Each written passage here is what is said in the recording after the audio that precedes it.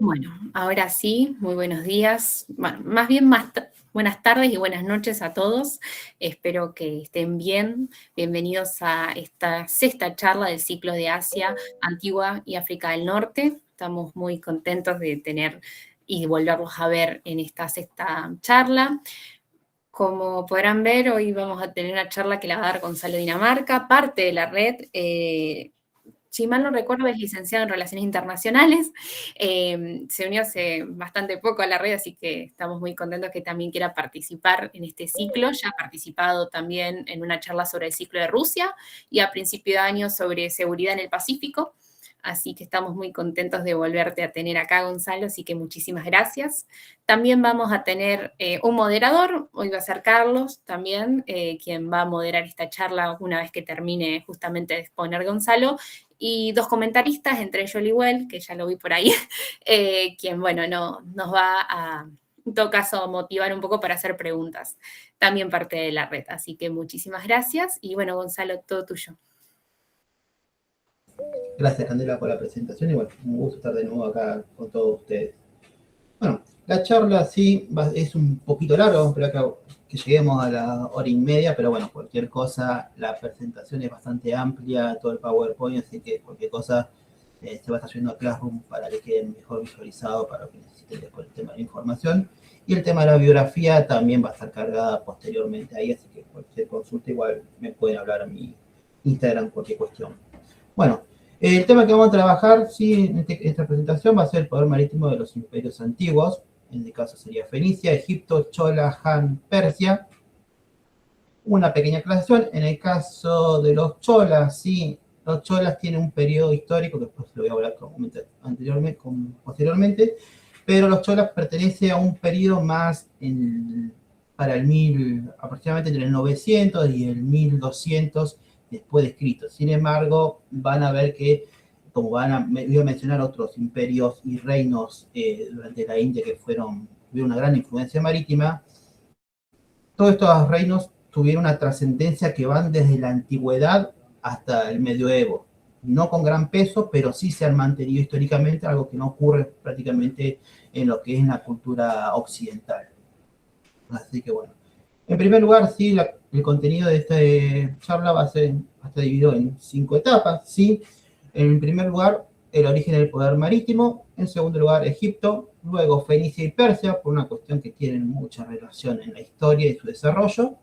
Luego, Chola e India, por lo que les comentaré continuamente. Y bueno, la dinastía Han y China también, que vamos a comentar unas pequeñas cuestiones más al final. Para iniciar, sí, van a ver el mapa acá justamente, donde van a ver que el agua sí es la que formó la civilización. Mucho en la secundaria, primaria, secundaria, entenderán que, bueno, todo el desarrollo de la civilización se originaron a través de los ríos. Justamente el desarrollo de la humanidad se centró principalmente en lo que es el río Nilo, el Tigris y el Éufrates, el Indo, el río Amarillo y el Yangtze. Principalmente el caso de China fue más el río Amarillo en su origen, después se extendió más al Yangtze. Lo que van a ver principalmente es que, bueno, el desarrollo, lo que entendemos en primer momento, por lo menos hace bastante época, se creía que principalmente la cuestión se debía a una cuestión de que, bueno, el desarrollo alrededor del río tenía que ver con el tema de poder beberla, poder desarrollarlo a la agricultura. Sin embargo, van a ver que con el paso de los tiempos, justamente los grandes imperios, las grandes civilizaciones se desarrollaron en estos lados, justamente por la necesidad de lo que significaba el agua, no solamente como recurso bebible y para alimentación, sino también lo que significaba para la logística. La navegación de los ríos fue más una revolución logística, más que una revolución militar en su inicio. Van a ver justamente que, bueno, todo esto, la navegación lo que permitió es que la producción agrícola, ¿sí? Al tener mayor excedente, fue lo que permitió justamente el comercio, la comunicación entre los diferentes pueblos fue gracias a los ríos, la integración territorial también fue gracias a los ríos, y el comercio y la seguridad también. Cuando uno pensamos también en lo que es la antigüedad, también en el medioevo también ocurría un poco más, ¿sí? Pero principalmente en la antigüedad, lo que eran las rutas terrestres, todo eso no se utilizaban prácticamente. ¿Por qué? Por un lado, porque hasta que no llegó el Imperio Romano, o por lo menos mucho más lejano en el caso de la China imperial, post-Cristo, no, el tránsito por tierra era muy complicado. Por un lado, porque en las rutas no habían rutas, no habían caminos, no duraban, por lo cual no eran eficientes.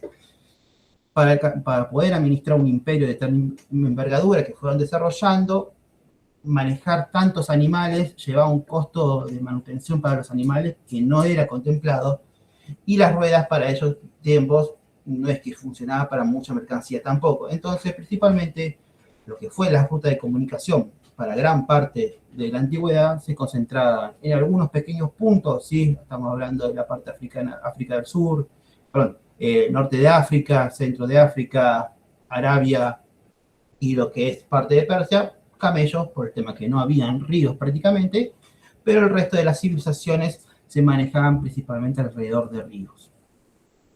Esto llevó justamente a una reorganización de la civilización en la que la administración y la conexión empezó a funcionar todo por los ríos. En tema de seguridad, no hasta muy después de que se fue desarrollando, en que las embarcaciones se empezaron a usar un poco más para el ámbito militar, por ejemplo, desembarco y demás, pero un desembarco hasta el día de hoy no es una ciencia exacta, ¿sí?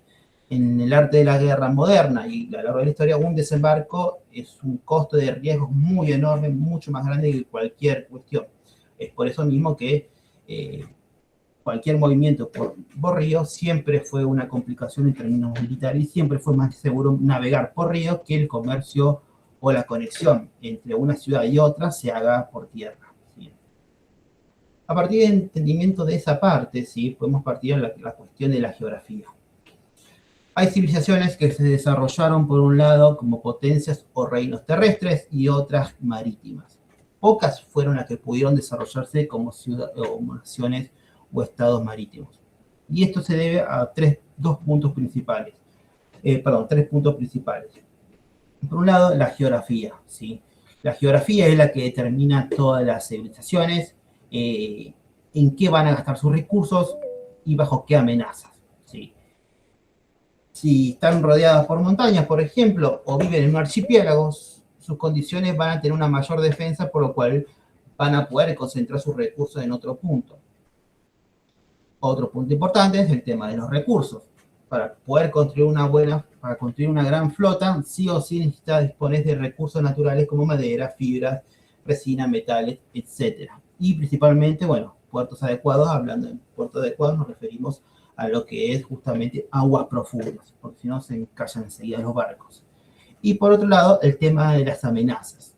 La cuestión de las amenazas es uno de los puntos más importantes en cómo se determina una nación, dado que van a ver acá varios de los 5 imperios que vamos a hablar, reinos imperios que vamos a hablar, llegaron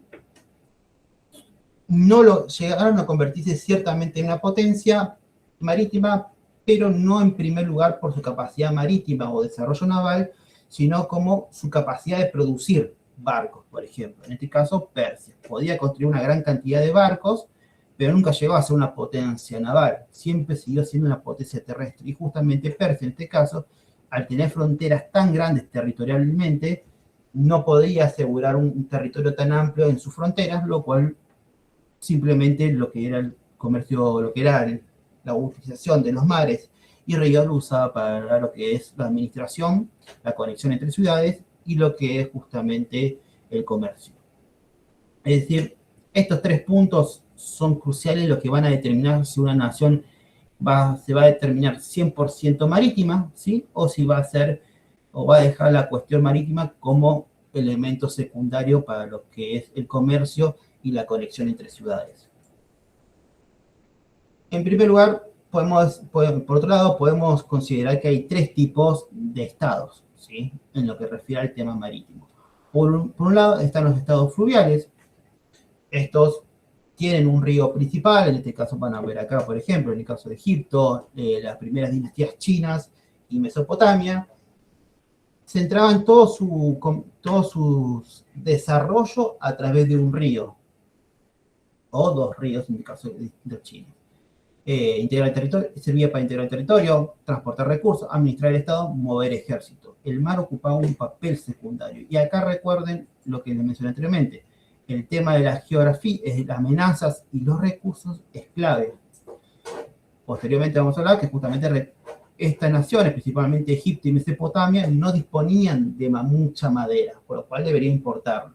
Y por otro lado, las amenazas. Egipto, China, Mesopotamia tenían la complicación geográfica de que siempre eran amenazados por sus fronteras. Nunca lograron asegurar sus fronteras de forma terrestre. Algo que si lo quieren comparar con la actualidad, China ha podido desarrollar actualmente una marina importante en comparación a Rusia, por ejemplo, o la ex Unión Soviética, porque sus fronteras occidentales las está manteniendo, pueden mantenerlas prácticamente resguardadas sin una posible invasión, a través de comercio, a través de diplomacia, demás cuestiones. Es por eso que estos estados eran estados fluviales y nunca pudieron desarrollar una marina que pueda decir que, bueno, son una potencia marítima como otras grandes, si mencionamos, por ejemplo, Atenas. Después tenemos los imperios continentales, ¿sí? Estos crecieron justamente gracias a la conquista terrestre, siempre se desarrollaron gracias a lo terrestre, y ocupaban justamente el mar un papel secundario también. Ellos no llegaron al mar por una expansión marítima, ¿sí? Por un deseo, una necesidad geográfica, sino por una cuestión de que estas expansiones terrestres los llevaron a los mares. En este caso se destacan justamente lo que es el Imperio Persa y el Imperio Han, en el que estamos hablando, pero gran parte de las dinastías chinas fueron siempre terrestres. Y finalmente tenemos la talasocracia, ¿sí? Que serían las potencias, ¿sí? O estados, ciudades-estados, si metemos en el caso de lo que es Fenicia. Y es que justamente la talasocracia apunta a que ellos manejan el dominio del mar. Hay dos tipos de dominio del mar en los cuales se pueden asegurar. Y en este caso tenemos dos casos perfectos. Fenicia lo hizo a través del comercio, principalmente, y la diplomacia, ante la necesidad de otras potencias o estados o reinos alrededor que necesitaron justamente de los recursos de Fenicia y su potencialidad en tema de comercio. Por otro lado, el Chola fue un imperio que logró desarrollarse como potencia marítima, por un lado porque su geografía lo benefició, y por otro lado porque tuvo que actuar en ciertos momentos en una forma para poder derrotar a las potencias alrededor que competían con ellos. De esa forma, pues justamente es que estas se convirtieron en talasocracias y prácticamente toda su doctrina de Estado se basaba justamente en el mar, tanto como vía de comunicación, como fuente de riqueza, como espacio político, como sistema defensivo y lo que era como instrumento de expansión. Tanto Fenicia como los Chola fueron imperios que se fueron expandiendo a nivel marítimo. Y ya comenzando con lo que son el tema de los imperios, van a ver que en primer lugar iniciamos con Egipto. Egipto es la primera civilización, sí, que logra crear una organización estatal de instrumentos navales de forma permanente. El agua para ellos era la principal herramienta, no solamente para la agricultura, sino como para el transporte marítimo. Como van a ver, el Nilo justamente tiene la característica, y lo que fue adoptando para Egipto, es que para Egipto justamente el Nilo es Egipto, Egipto es el Nilo. Todo el desarrollo de la civilización egipcia se fue manejando a lo largo del Nilo. Prácticamente nunca se empezó a expandir hacia los costados, sino que siempre se mantuvo en forma recta hacia el sur. Y eso tal vez lo hizo a través de lo militar y a través de lo comercial y político. Como ven acá, justamente, si analizamos nuevamente el tema de cómo fue la cuestión geográfica, las amenazas de Egipto principalmente venían desde el sur, de lo que eran los pueblos nubios, venían desde el este, todos los pueblos que podemos enumerar, muchísimos que atacaban a Egipto desde el este, y después tenían los pueblos del norte de África que también avanzaban por ese frente. Muy pocas veces Egipto enfrentó una amenaza que venían del mar.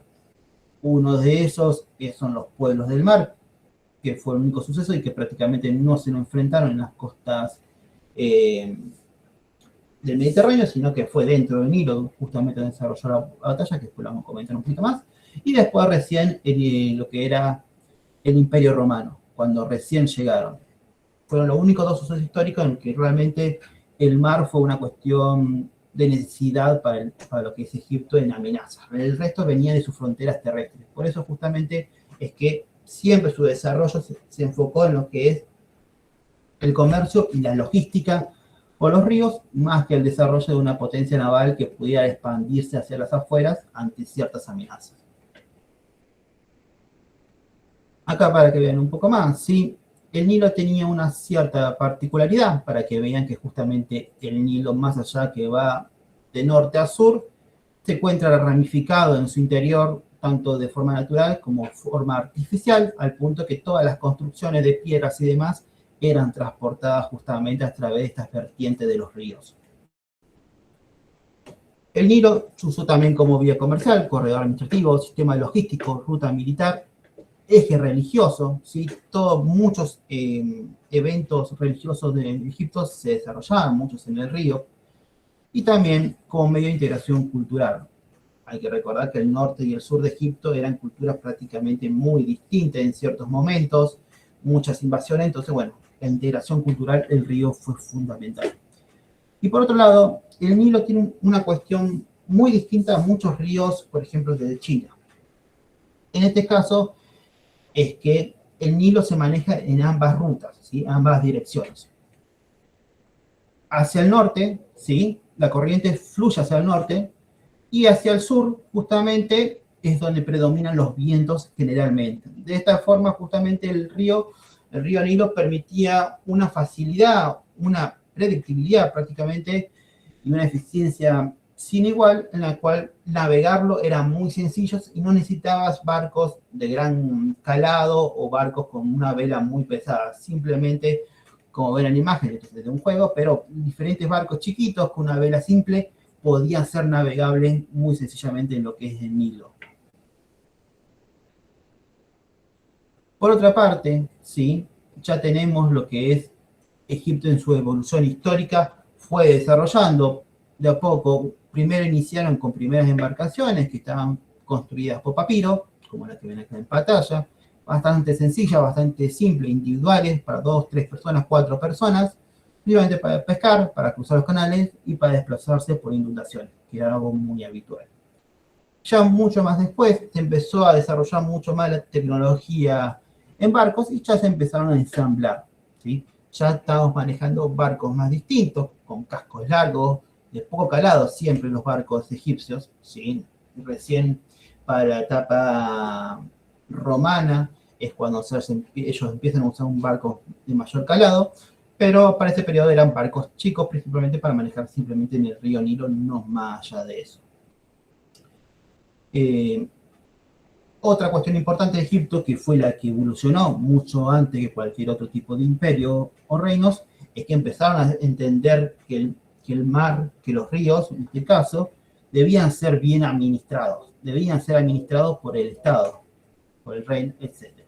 Para eso necesitaban cobrar impuestos y ciertas cosas más. Pero para ello tuvieron que desarrollarlo y mejorar toda esta ruta. Y eso lo hacían a través de astilleros, los puertos reales, los almacenes, los depósitos de madera, los talleres, las cuadrillas de marineros y las expediciones estatales, es decir, los recorridos constantes, no por cuestiones de seguridad, sino para asegurarse que el mantenimiento en el río no hay un choque, no hay nada de eso, por lo cual se puede navegar con normalidad.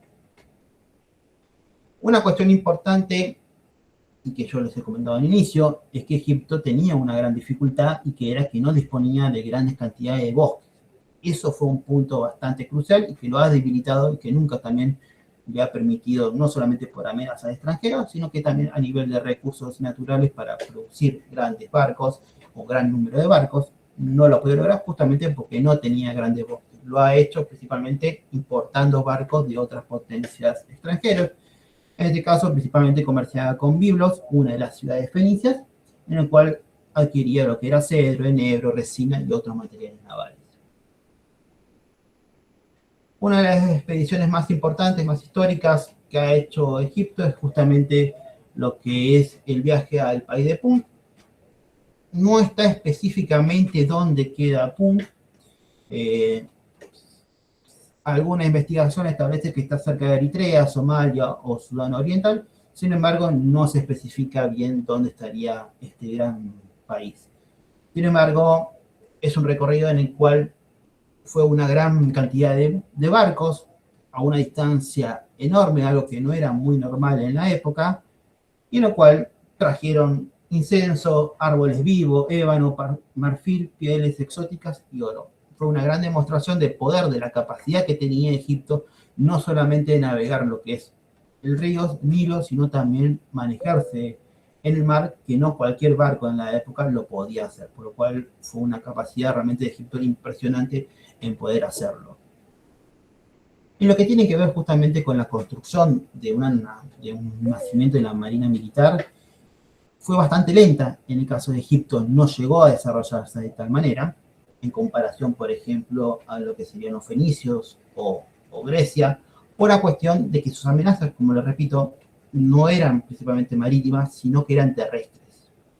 Y para detener cualquier tipo de amenaza terrestres, marítimas, que venía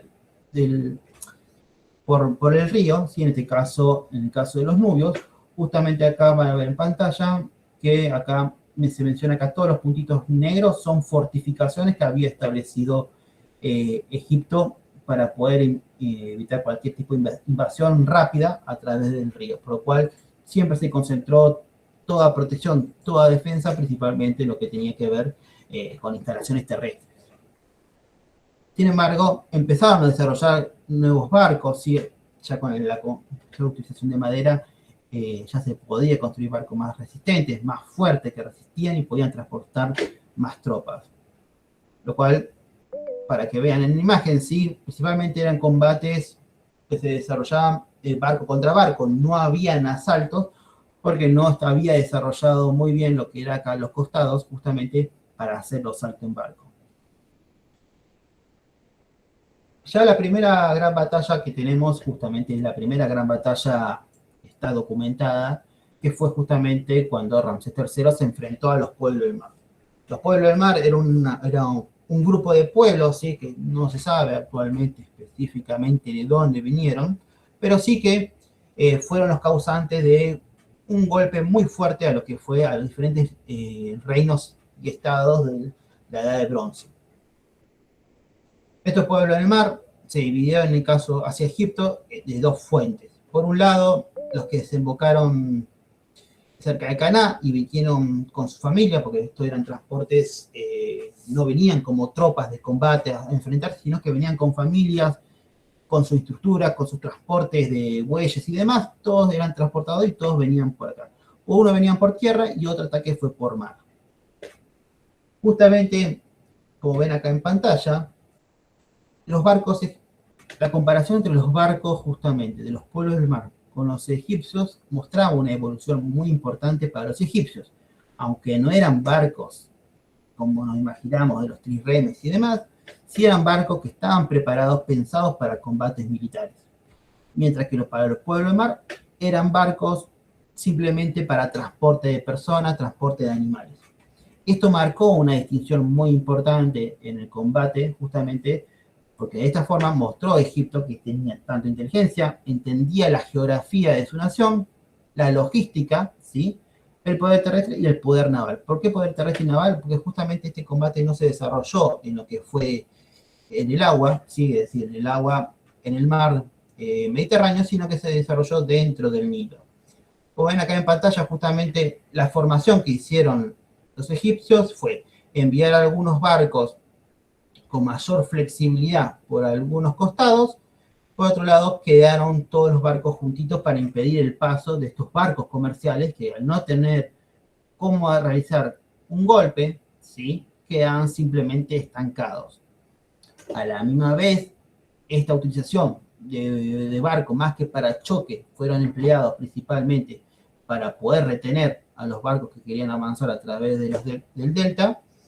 Utilizaron diferentes tropas de arquería principalmente para poder dispararle a los barcos. Fue una de las primeras batallas navales más que se tenga registro, aunque se emplearon pocos barcos para esto, sí fue un primer registro que hay respecto a esto y que bueno, fue justamente una victoria impidió ese desastre en el caso de Egipto frente a los pueblos del mar, algo que, por ejemplo, el imperio hitita no pudo resistir. Ya pasando un poco más en el periodo, estamos llegando ya a lo que es Fenicia. Fenicia es lo que conocemos o lo que podemos mencionar como una talasocracia, ¿sí? Otra talasocracia puede ser Grecia, otra talasocracia durante un tiempo también lo fue el Reino Unido, ¿sí? Y en cierta medida se podría decir que Estados Unidos, pero bueno, justamente Estados Unidos da prioridad a su fuerza aérea sobre la marina actualmente. Las ciudades, principalmente lo que era Fenicia, era un grupo de ciudades-estados, no era un imperio, no era un reino, sino que eran diferentes ciudades-estados que competían entre ellas. La prioridad, la razón por la cual justamente Fenicia se desarrolla como una potencia marítima en su conjunto, se debía a su geografía. Por un lado, tenían el Mediterráneo al oeste, por otro lado, tenían las montañas del Líbano al este. Las montañas que nunca llegaron a expandir, los imperios que los rodeaban, nunca llegaron a expandirse muy cercanamente a ellos, por lo menos hasta un periodo más imperial de Babilonia y luego con los persas. Pero siempre fueron ciudades que fueron respetadas. Hasta cuando fueron ocupadas, siempre mantuvieron su independencia. Y además disponía de excelentes puertos naturales. Los puertos naturales son aguas más tranquilas en las cuales puedan dejar encallados a los barcos, y después también aguas en las que los barcos no van a quedar encallados para siempre, sino que pueden navegar tranquilamente con la profundidad de los barcos de su calado, ¿sí? Otra de las cuestiones más importantes que tenía Fenicia justamente es la distribución de sus ciudades. La distribución de sus ciudades era bastante equitativa, ¿sí? Por lo tanto, nunca llegaron a chocarse realmente y nunca llegaron a tener un enfrentamiento realmente por tema de recursos. Siempre competían entre sí, pero también entendían a la vez que dependían entre ellos para poder seguir creciendo, ¿sí? Por eso nunca llegaron a un enfrentamiento real o peligroso en que una fue eliminada por la otra. La cantidad de bosques que disponían justamente era enorme, eran muy beneficiosos los que tenían. Justamente el árbol más importante que ellos manejan es el cedro del Líbano, ¿sí? Esa madera justamente ligera, resistente, era relativamente recta, ¿sí? No se doblaba, ¿sí? Pero era bastante flexible también al momento de construir. Por lo tanto, era justamente uno de los materiales más valiosos de la antigüedad, por lo cual muchos imperios deseaban tenerla. Por eso justamente que también lo que fueron los fenicios fue un conjunto de ciudades en que prácticamente toda su historia pudieron mantenerse independientemente y nunca llegaron a ser conquistadas. Gran parte de su poderío, en el cual fueron grandes, fuertes frente a otros imperios, ¿sí? Lograron mantenerse gracias al comercio, por la dependencia que tenían hacia ellos comercialmente, en este caso Egipto, por ejemplo, con tema de templos, embarcaciones. Y luego, con el tema de asirios, persas, siempre mantuvieron cierto respeto gracias a esta dependencia, no solamente por cuestiones de recursos, sino, por ejemplo, en el caso posterior con Persia, por el tema de los puertos y demás, hacia la salida del Mediterráneo. Para cerrar con el tema de los fenicios, justamente tenemos dos cuestiones importantes. Por lo tanto, la expansión fenicia, que fue una de las más grandes de la historia, como ven, logró una expansión tan grande que no había parangón para su tiempo, ni después se logró una expansión, ni siquiera los griegos pudieron lograr una expansión tan grande, al punto que llegaron a Chipre, Creta, Sicilia, Malta, el norte de África y la península ibérica. Además, los grandes viajes que lograron las diferentes, no solamente estas ciudades principales de Fenicia, sino también los que fueron desarrollando posteriormente. Grandes viajes que tuvieron justamente los fenicios, y para no hacerlo mucho más largo, es que llegaron a la isla de Bretaña, principalmente esto lo logró Cartago. Después se logró también una vuelta completa a África, según algunos relatos, justamente, en los cuales decía que habían dado la vuelta a África aproximadamente en 3 años. Otro de los viajes también mencionan que llegaron a lo que actualmente es Camerún y Gabón, y que justamente ahí encontraron lo que eran tribus salvajes, volcanes y animales exóticos como gorilas. Y otros de los relatos más importantes que existen es el viaje a Ofir, en el cual llegaron a un territorio que no se sabe en exactitud también de a dónde sería, si es Yemen o Somalia, pero algunos relatos o en búsquedas últimas se cree que realmente se encontraba en Somalia. Allí adquirieron plata, marfil, piedras preciosas y justamente fue financiado por el rey Salomón. Como ven, Fenicia tenía esa particularidad, lograba una expansión territorial enorme, pero también no era visto como una amenaza, como imperio amenazante, sino que simplemente era visto como grandes comerciantes que siempre fueron financiados por potencias extranjeras. En muchos relatos que estos fueron financiados por Persia, fueron financiados hasta por los griegos, fueron financiados por Egipto, en diferentes tipos de viajes, en lo cual su riqueza cada vez fue aumentando. La colonización que lograron fue realmente enorme, ¿sí? Estos fueron las regiones más, los pueblos, por lo menos las ciudades más importantes que lograron crear, entre ellos Útica, Gadir, lo que es Cádiz actualmente, Motia, lo que es actualmente Panormo, Palermo, y Cartago, la más conocida de todas. Cartago fue justamente esa ciudad imperial, por así decirlo, que logró superar a cada una de las metrópolis de Fenicia en el este. Justamente el desarrollo de Cartago se debió a un conjunto de particularidades. Por un lado, una geografía también que le facilitó su crecimiento, aunque habían pueblos que amenazaban el territorio de Cartago, nunca llegaron a ser una gran amenaza y simplemente se lograron realmente trabajar más como mercenarios, como asociarse más que una amenaza real. Eso permitió a Cartago desarrollarse, la construcción y la evolución justamente de lo diferente que ha aprendido el pueblo fenicio, que compartía mucho de su conocimiento, le permitió construir grandes arquitecturas navales como es el gran puerto de Cartago, construir nuevos buques de guerras, ¿sí? Y también una tradición marítima que pudieron aprender en cómo navegar en diferentes cuestiones, ¿sí? A diferencia de los griegos o pueblos egipcios, los fenicios fueron los mejores para entender cómo era la navegación. Y acá ya pasaríamos a lo que sería Persia. Persia, en comparación a lo que ha sido Fenicia, ellos son completamente un imperio territorial, terrestre. Ellos, su desarrollo marítimo no ha existido prácticamente, a lo que tiene que ver con el mar. Sí a nivel de ríos, sí. Sin embargo, a través de su expansión, sí hay que recordar que Persia inició con lo que vemos acá en rosado y luego se fue expandiendo. Todo este territorio, lo que es actualmente Irán, es prácticamente montañas y desierto. Esto llevaba a una mentalidad persa completamente distinta a los fenicios, a los indios y demás. Eso llevó justamente a que priorizaran siempre lo terrestre frente a lo marítimo y simplemente dejaron la parte de los ríos cuando empezaron a conquistar otros imperios, en este caso el imperio babilónico, y cuando sentaron justamente su capital en cierta manera en Babilonia, es que empezaron a darle prioridad a la cuestión de los ríos y la navegabilidad a través del tipo de comercio, diplomacia y demás cuestiones.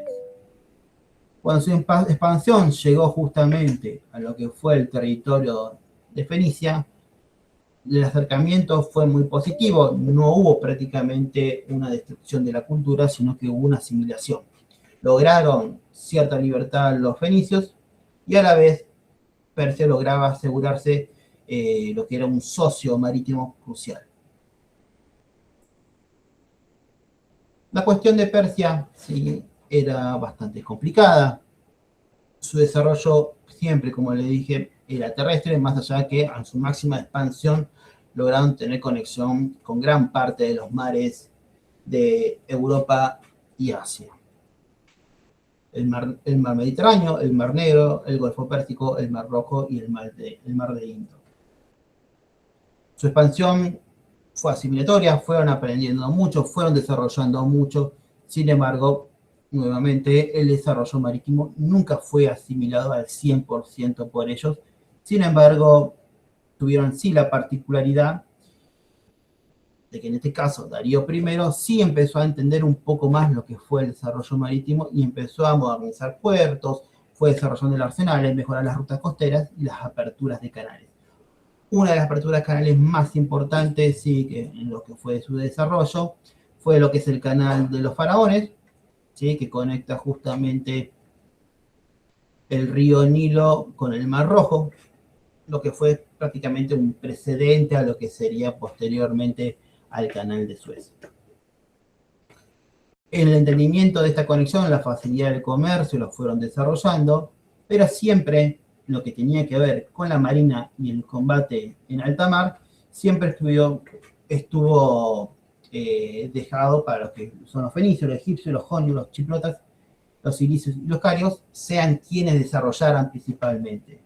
Sin embargo, fueron principalmente los fenicios quienes lideraban la batuta siempre en los que son el desarrollo de la flota marítima persa.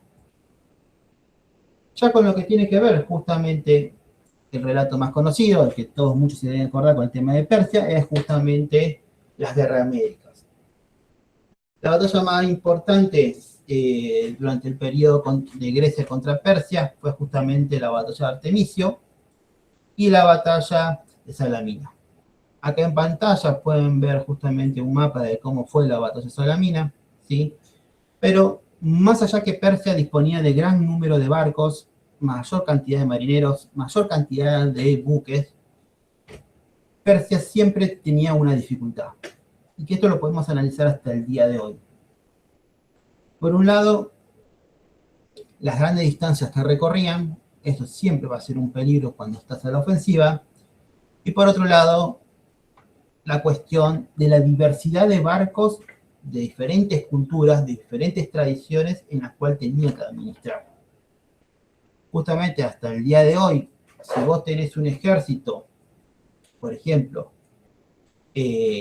con diferentes tipos de tecnología, por ejemplo, un sistema de misiles de Rusia y un radar de China, esa tecnología, más allá de que sea la más avanzada, nunca va a funcionar muy bien porque la forma en cómo se utiliza es muy distinta.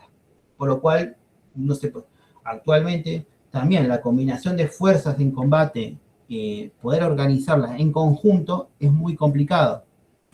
Y para aquel entonces era mucho mayor la complicación. Fue justamente por esto, es que, por un lado, tener la confianza de tener un ejército más grande, no entender la geografía justamente de tu rival y administrar un ejército en el cual la comunicación, el idioma y cómo se manejaban las tradiciones navales era tan distinta, es que llevó justamente a la derrota de Persia en el mar. Acá en pantalla también van a poder ver justamente una pequeña evolución. Como les decía, Persia no había desarrollado buques tradicionalmente de su desarrollo, sino que lo dejaba para sus otras naciones, principalmente los pueblos fenicios.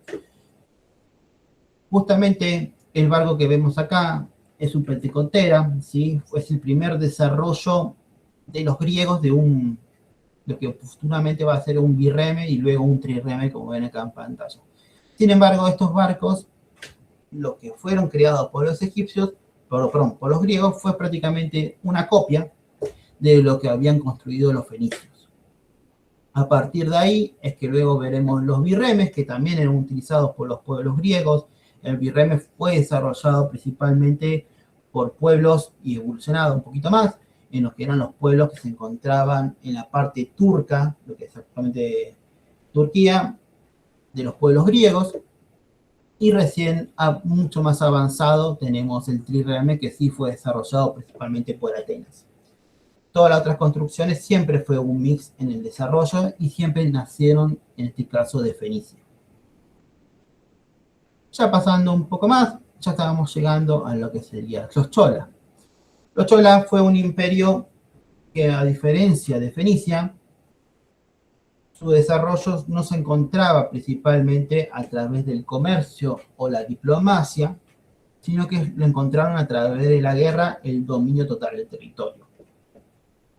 Los cholas se dedicaron principalmente al desarrollo de la expansión marítima, gracias a los grandes bosques que tenían y las grandes conexiones a través de la expansión religiosa. Principales reinados que tuvieron fue el de Rajara primero y el de Rajendra primero. Como le decía en un inicio de la charla, es un periodo que ya se asemeja a lo que es el imperio, ¿sí? lo que es la Edad Media, más que lo que sería la Edad Antigua, pero las culturas de India, las diferentes culturas, los diferentes reinos y pueblos tuvieron su transición histórica muy larga, ¿sí? Estamos hablando que sus dinastías, por así decirlo, duraban aproximadamente entre 300, 400, 500 siglos. ¿Sí? Era muy largo como han durado los periodos en comparación a Occidente. En el caso de los cholas, ¿sí? Ellos tenían un gran litoral, que era justamente la Bahía de Bengala. Tenían numerosos puertos naturales, que eran muy fáciles de navegar, muy fácil de instalar. Tenían una agricultura bastante excelente, ¿sí? Era muy fácil poder producir. Tenían abundancia en mano de obra, ¿sí? Eso fue para todos los pueblos igual de India. Y tenía acceso a rutas comerciales del Océano Índico. Como recordarán, en unas primeras imágenes, donde se habían construido las principales civilizaciones a través de los ríos, el principal era en el Indo. Sin embargo, en el caso de ellos, de los cholas, se desarrolló acá. Y este imperio, todos los imperios que surgieron en el sur de la India, en comparación a los que han surgido en el norte de la India, han podido desarrollar un desarrollo marítimo mucho más grande en comparación a los que se han desarrollado en el Indo, siendo que es un río más importante. Y eso se debe justamente a la amenaza territorial, ¿sí? Las amenazas que ellos enfrentaron de pueblos extranjeros fue mucho mayor a la que lo sufrieron los del sur. Los del sur, principalmente, la amenaza más grande que lograron recibir fueron el imperio mogol, que prácticamente le ha costado llegar al sur, si gran parte se mantuvo independiente, y después con la colonización europea. Antes que eso, los pueblos, justamente por eso es que también duraron por mucho tiempo, los diferentes reinos en el sur de la India, se debía a que la amenaza extranjera no ha llegado con tal fuerza como ha ocurrido justamente en el norte de la India. Justamente los cholas se beneficiaban por un lado de lo que tenía que ver con la capacidad agrícola de poder sostener su población y por otro lado la capacidad de proyectarse al mar. Un segundito. Acá van a poder ver en pantalla, ¿sí?, cómo se ha ido desarrollando los diferentes imperios marítimos que han surgido a través de la historia de India. Como ven, los principales imperios marítimos o reinos marítimos que se han desarrollado, cada uno con sus características distintas, exceptuando los cholas, que fueron los que lograron la mayor expansión, siempre se pudieron mantener a lo largo de la historia. Durante casi mil años pudieron mantenerse los mismos pueblos frente a que el norte no lo había logrado. Es por eso que justamente el desarrollo marítimo de los pueblos del sur fue mucho mayor. Sin embargo, lamentablemente lo que es la reconstrucción en comparación a los fenicios, a los griegos, a los persas o a los egipcios, la reconstrucción de los barcos que ellos utilizaron no fue muy fácil de recuperar y prácticamente no existen. Hay muy poca recopilación de lo que se puede conseguir de cómo eran los barcos de los cholas, por ejemplo, que choca a veces con lo que podría ser la realidad, con lo que puede ser realmente cada uno de estos barcos. Sin embargo, una comparación importante que hay y que difiere justamente de los fenicios de los cholas es que los cholas desarrollaron un tipo de buques ya distinto para poder el desarrollo militar. Sus buques estaban creados prácticamente para manejar tanto el comercio como para la guerra, ambos para ambas utilidades. Y eso fue un punto muy importante que marcaba la diferencia con los fenicios. Los cholas lograron desarrollar este desarrollo tecnológico tan avanzado que no tuvieron comparación a otras naciones, y eso se debió a dos factores. Por un lado, la gran choque que había con otras potencias marítimas.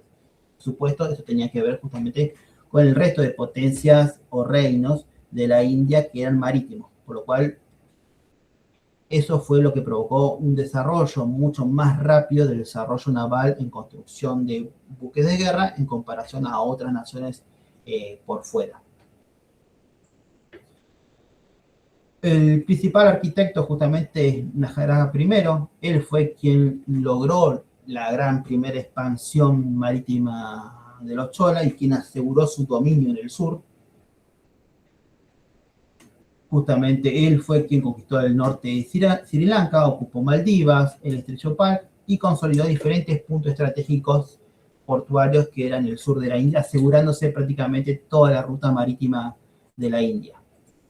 Acá como ven, y acá abajo principalmente van a ver cuáles son justamente las rutas más importantes marítimas desde lo que es el principio del siglo después de Cristo, ¿sí? Hasta aproximadamente el 1000 después de Cristo, ¿sí? Más estrictamente era la misma ruta que se manejaban y todo era el territorio que ellos manejaban los cholas, llegaba hasta acá. ¿Sí? Por tanto, el control marítimo que había logrado los cholas de una de las rutas marítimas más importantes de la historia fue lo que los potenció para que posteriormente, y debido a que no tenían amenazas en el norte, una vez eliminados todos sus vecinos competidores, y al no tener rivales en el norte que pudieran ser una verdadera amenaza o que quieran expandirse realmente o pudieran expandirse hacia el sur, es que pudieron lograr una expansión marítima hacia el oriente. Que fue justamente Rajendra quien fue justamente el gran expansor hacia lo que es el este. Logró llegar colonialmente a llegar a Sumatra, a la península malaya y diferentes los estrechos del mar de China.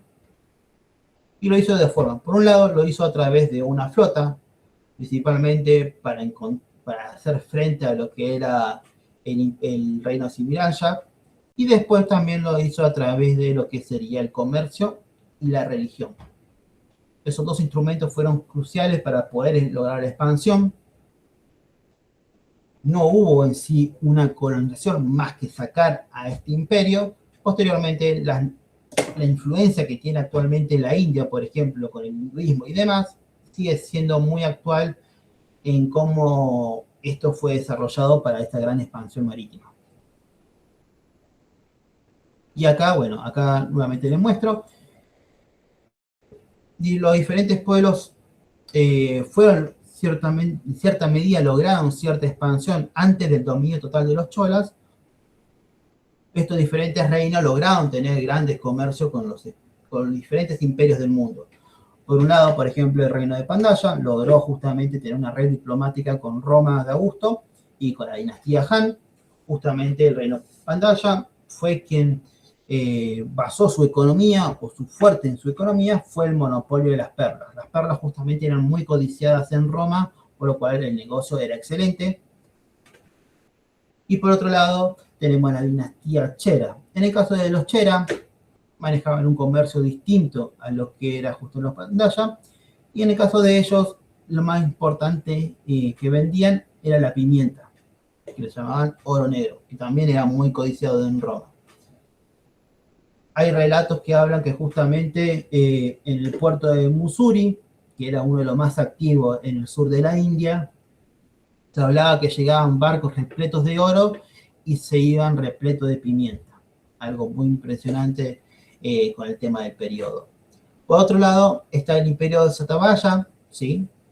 Este imperio tenía una particularidad distinta al resto de los dos imperios, ¿sí? A lo que tiene que ver con la dinastía Chera y a la Pandaya, sino que en el caso del imperio de Satyavaya, ellos se centraban en el norte, se centraban en el medio de la India, medio sur, digamos, en el norte del sur de la India, y tenían acceso a ambas costas.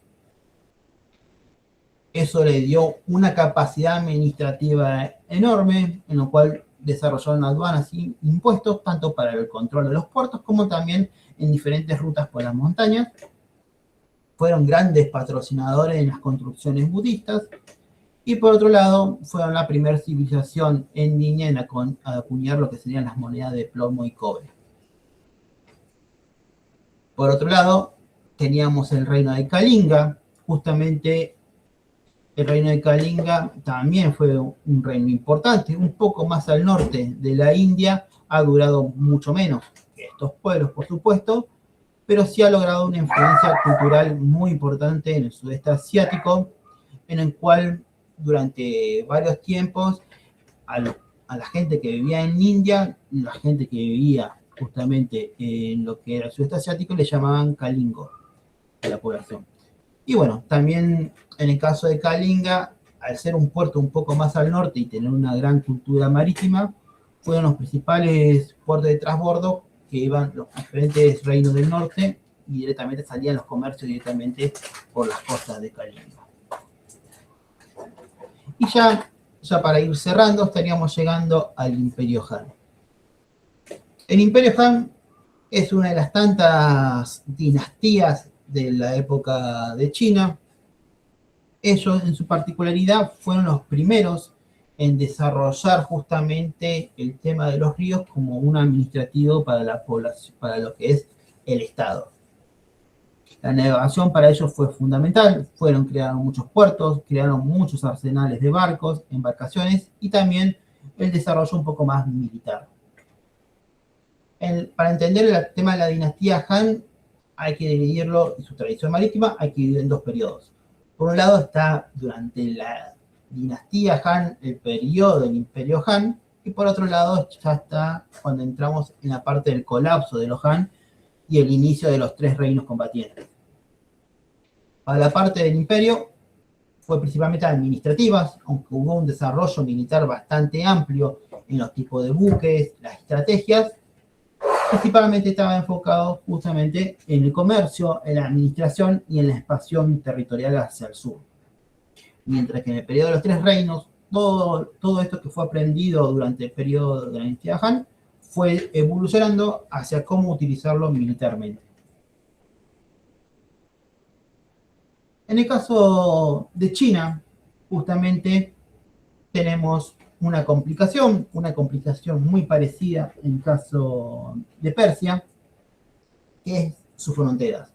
Sus fronteras eran muy complicadas para poder administrarlas correctamente. No por una cuestión que no había comunicación, es por eso justo que el desarrollo de los ríos y la gran cantidad de ríos para China fue fundamental, sino que por una cuestión de las grandes fronteras que tenía y la cantidad de enemigos que venían por diferentes puntos, principalmente desde el norte y lo que sería el oeste. El desarrollo de China se concentró principalmente en el río Amarillo y en el Yangtze, en el río Yi y los diferentes afluentes, lagos y estuarios. La comunicación a través de estos ríos y diferentes ramificaciones que hacían les permitió lograr un gran desarrollo, no solamente con centros políticos, sino también extensiones agrícolas enormes, sino que también esta pequeña evolución le permitió mejorar y poder crear estas diferentes instituciones que permitieron mayor patrullaje, escolta de barcos, abastecer ejércitos, proteger puentes, controlar cruces estratégicos y combatir rebeliones. Combatir rebeliones fue un punto muy importante en el desarrollo naval para lo que fue China. Para lo que es del Imperio Han hasta siglos después, los ríos se utilizaron principalmente para el movimiento de tropas, increíblemente para lo que era retener lo que eran diferentes tipos de rebeliones que se iban levantando en diferentes pueblos. Por lo cual, para China, diferentes dinastías, los ríos realmente eran una doctrina logística fundamental para lo que era toda la nación, tanto para la defensa como también lo que era la administración del imperio y todo lo que tenía que ver con ello, lo que es la política, el comercio, etc. Para lo que es durante la dinastía Han tenemos una expansión principal en comparación a siglos pasados, que es justamente la expansión hacia el sur de China. Ahí tenemos justamente una expansión principal, que es donde el Guangdong, el Guangxi y al norte actual de Vietnam, ¿sí? Estaríamos hablando justamente que son estas dos regiones que ven acá abajo, ¿sí? Guangxi, que es la que está al lado de rojo, y Guangdong es la región que está en rojo. Estas dos regiones, principalmente más allá del norte de Vietnam, que era una zona bastante conflictiva y que siempre estuvieron en lucha, fueron dos de las regiones principales, teniendo en cuenta principalmente lo que es el puerto de Gepú y Nanhai, que son los puertos donde principalmente salía todo el comercio durante bastantes siglos hacia lo que era el exterior, ¿sí? Estamos hablando hacia India, Arabia, etc. Así que esta gran primera expansión marítima hacia el mar y el origen, lo que sería justamente lo que sería la ruta de la seda, recién inició justamente acá, ¿sí? No solamente con esta ruta terrestre, sino que el nacimiento de lo que tiene que ver con la ruta marítima inició justamente acá con los Han, la conquista del sur, la expansión del sur, el desarrollo marítimo del sur, las grandes construcciones industriales de grandes puertos y demás cuestiones. Todo esto gracias a esta expansión de los Han, que fue justamente el inicio. Ya luego del periodo de enriquecimiento de los Han, pasamos ya a un periodo del colapso de ellos. El Imperio Han, igual que varias dinastías chinas, cayeron justamente por la corrupción, por la lucha entre facciones y las crisis económicas. Otro punto importante, más allá de la expansión de la amenaza terrestre que recibía China cada vez que se expandía, una de las principales razones por las cuales China ha tardado muchísimo en lograr justamente una expansión marítima o lograr convertirse en una potencia marítima se debe justamente a las amenazas internas que ellos mismos se iban creando. China muchas veces ha logrado unificarse, luego se ha desintegrado, han formado diferentes reinos y así repetidamente. Eso ha llevado a que nunca hayan podido realmente poder desarrollar una potencia marítima y poder expandirse hacia afuera. Siempre terminó convirtiéndose en una situación interna en la cual se convirtió en fluvial únicamente, el manejo militar a través de los ríos, porque tenían que enfrentarse a otros reinos que se habían independizado o que se había roto el imperio y demás cuestiones o diferentes rebeliones internas. Pues por eso mismo que siempre le ha costado mucho a China poder convertirse en una potencia marítima. Otra de las rebeliones más importantes en este periodo, bueno, justamente fue la rebelión del Turbante Amarillo y también, por otro lado, el ascenso de diferentes señores de la guerra. Acá es cuando diferentes señores de la guerra se enfrentaron entre ellos, dividiendo al imperio, hasta que después, posteriormente, se lograron reunir en diferentes grupos tres estados principales. Por un lado el Wei, en el norte, por otro lado el Shu, el sureste, y por otro lado el Wu. En este caso, el surgimiento de los tres reinos no se debió justamente al rompimiento de este imperio, sino que más por un combate que lo vamos a comentar a continuación. El Yangtze es justamente el río más importante, como lo ven acá en pantalla, que fue el que determinó el periodo justamente de los tres reinos, su importancia más allá del río Amarillo. El río Amarillo estaba prácticamente bajo control en lo que sería de los Wei, mientras que el río Yangtze, que tiene una mayor extensión, ha sido el más disputado durante este periodo.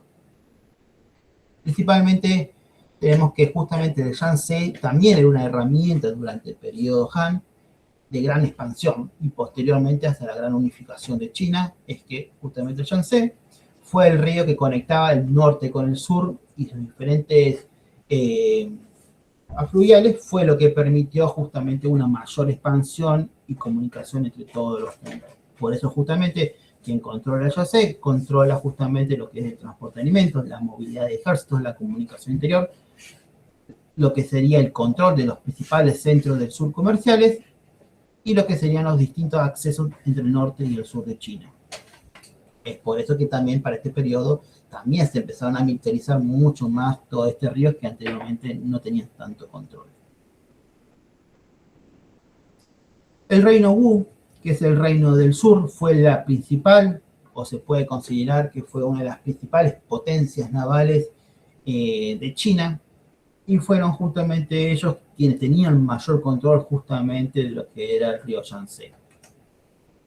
Y además, debido al entendimiento que ellos tuvieron, fueron los primeros en poder entender que se necesitaba desarrollar una marina permanente, comandantes especializados, justamente en lo que es en este caso la guerra fluvial, grandes astilleros, infantería embarcada y fortificaciones ribereñas.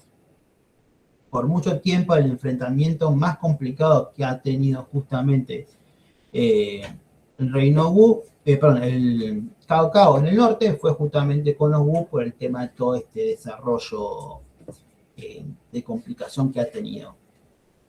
Durante los últimos líderes principales que ha tenido el reino Wu, justamente de Sun Quan, y justamente Sun Quan desciende justamente de Sun Tzu, que justamente también se le llamaba Sun Wu, que bueno, es justamente el escritor del arte de la guerra. Así que la herencia que tenía también el reino Wu era muy enorme.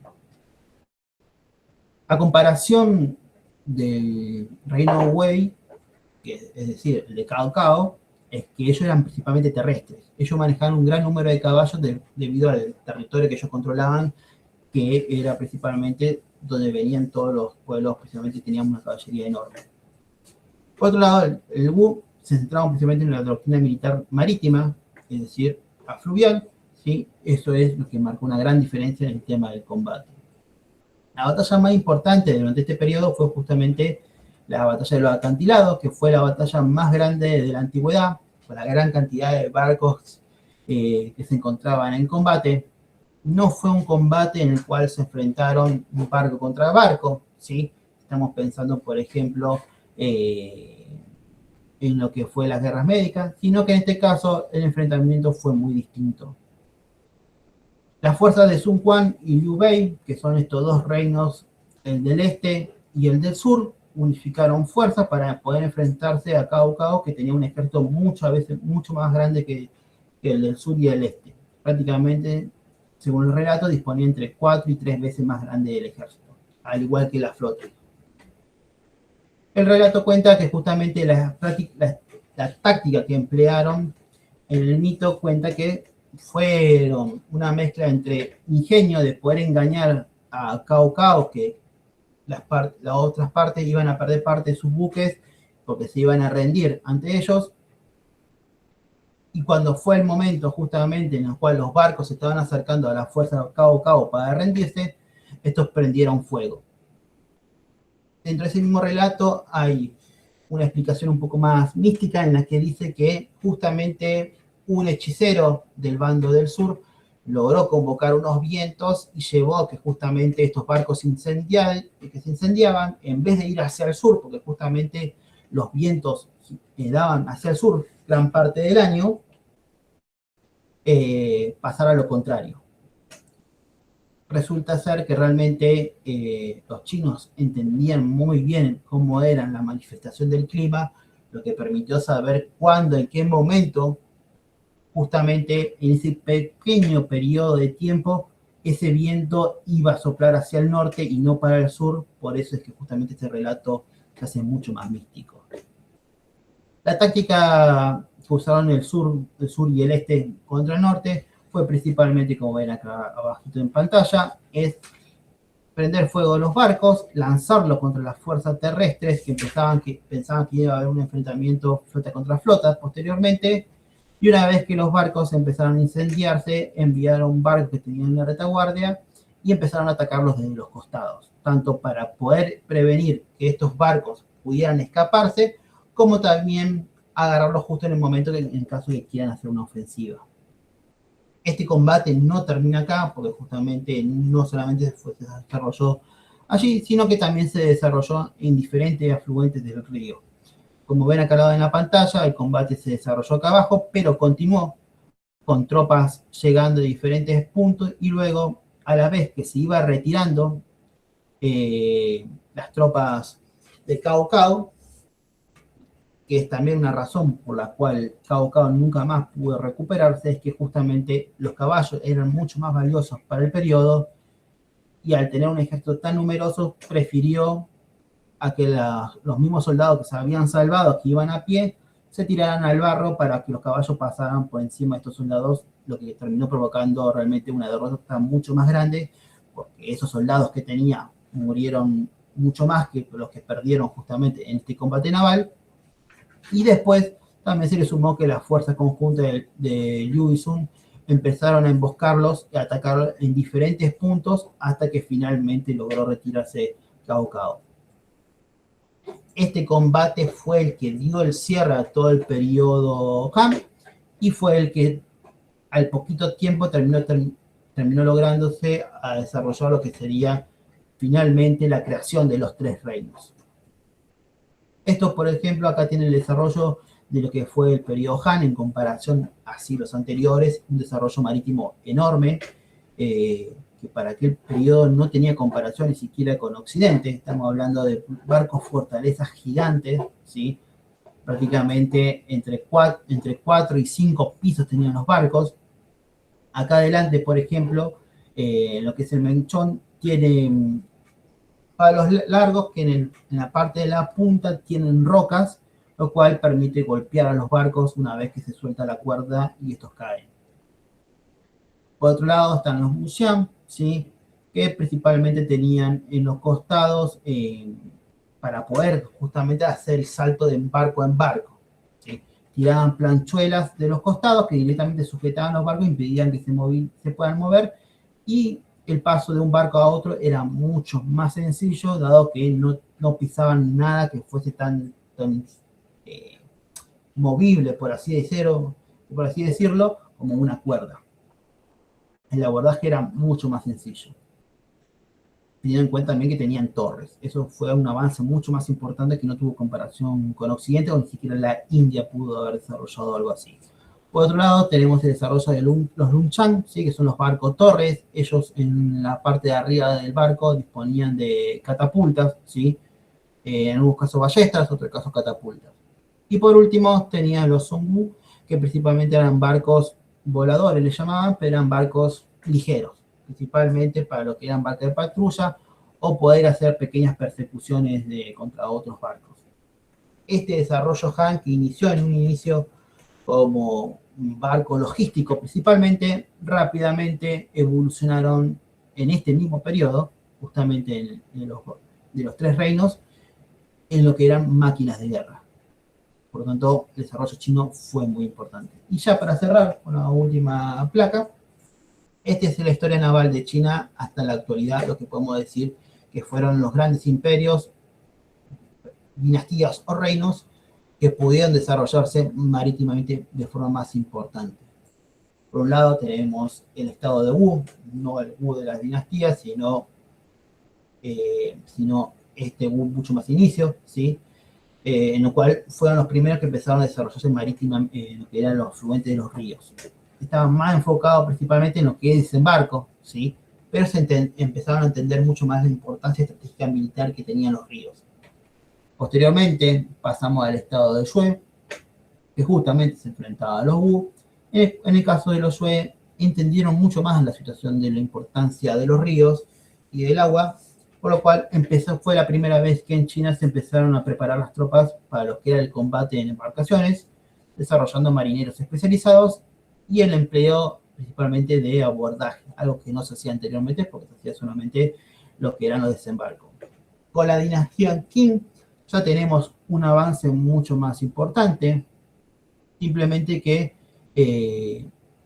la armada, ¿sí? Lo que se había desarrollado pocamente de la armada, principalmente se centraba en lo que era el transporte marítimo de grandes tropas, pero ya empezamos con un desarrollo importante de la importancia de los grandes barcos. En el caso de los Han, ya damos un salto mucho más grande, que es cuando pasamos a un entendimiento de la importancia de la administración a través del mar, la expansión, en este caso con lo que fue no solamente con el tema de la expansión hacia el sur con los ríos, sino lograr que justamente todas esos puertos que se empezaban a desarrollar en el sur sirvieran como punto para la expansión del comercio hacia el exterior, y también el desarrollo de grandes buques de guerra que justamente se desarrollaron y potenciaron justamente durante el periodo de los Tres Reinos. Durante la dinastía Song ya tenemos un desarrollo principalmente tecnológico en lo que tiene que ver con diferentes tecnologías para la navegación, entre ellos la brújula magnética, el timón de codaste, los compartimientos estancos, las ruedas de paletas y las bombas incendiarias. Y acá, un caso muy particular en la historia es que acá justamente durante la dinastía Song fue que se dio una de las primeras batallas con el uso de pólvora. Y justamente la primera batalla con pólvora fue en el mar, que fue durante la dinastía Song. Después tenemos ya cuando ocurrió la invasión mongola, es que ellos adquirieron la tecnología china y intentaron hacer diferentes tipos de invasiones principalmente transporte marítimo, no combate, pero es un intento de poder invadir Japón y atacar Vietnam y a Java principalmente. Y ya para la dinastía Ming tenemos un desarrollo más histórico que mucho más conoce, que es justamente lo que es la flota de la mente de Zheng, justamente que tiene que ver con la flota del tesoro, que era una flota expedicionaria, que fueron no solo una expedición, sino que fueron varias expediciones, que aproximadamente movilizaban entre 200 y 300 barcos, según algunos relatos, y que llevaban miles de tripulantes con diplomáticos, comerciales y militares a través del mundo conocido. Es decir, que se sabe que han llegado hasta Arabia en su gran expansión comercial y también lo que sería el este de África.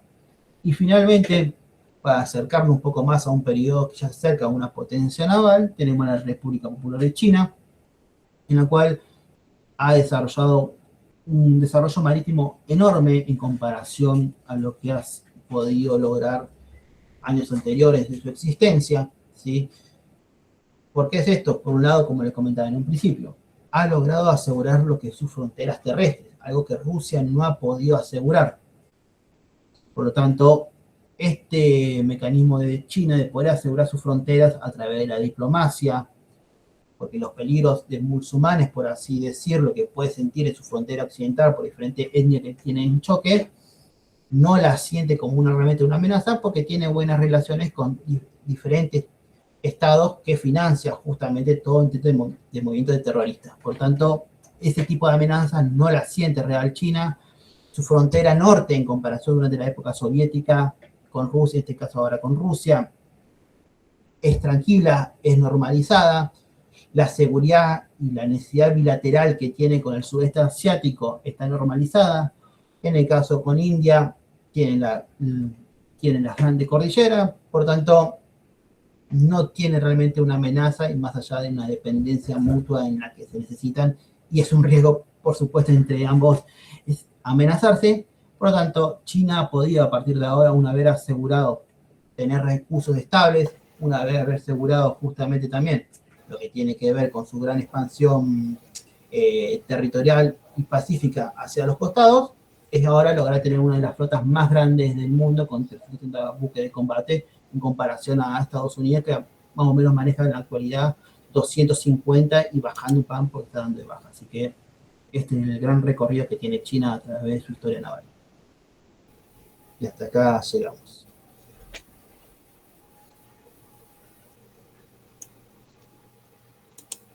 Muy buenas noches. Gracias, Gonzalo. Tienes marítimas de distintas regiones de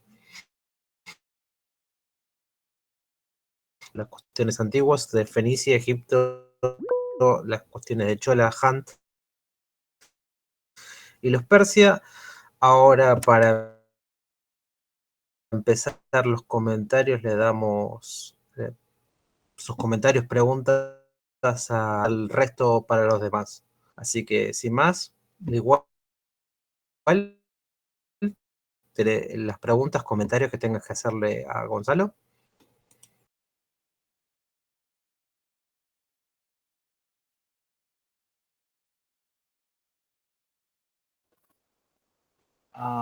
Creo que se te escuchó muy cortado, Carlos. No sé si le diste la palabra a Liwell o qué es lo que quisiste decir al final.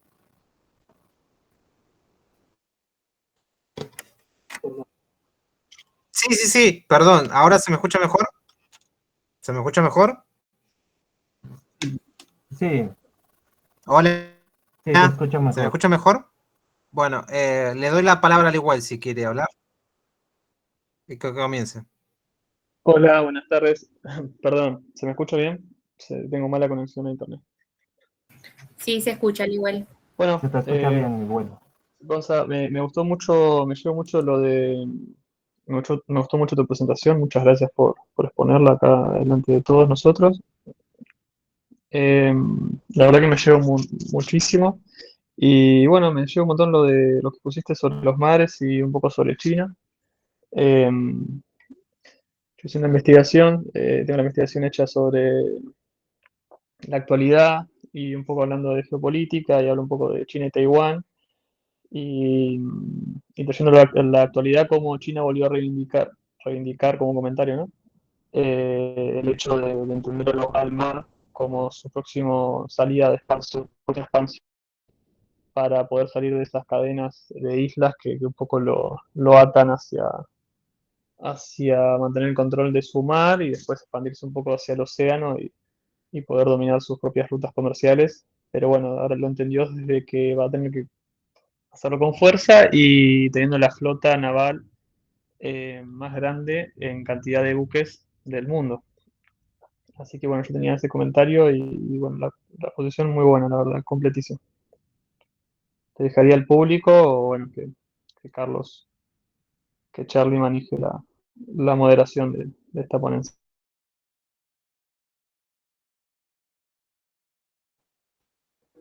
Muchas gracias, Lewel.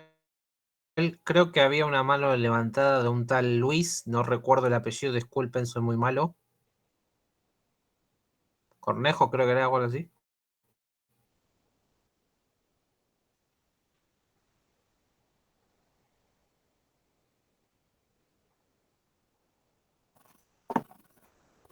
Creo que más bien ¿Alguien? quiso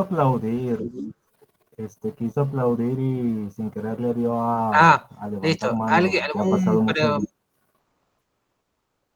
Listo, no hay drama. ¿Alguna pregunta, No, comentario sobre la exposición de Gonzalo?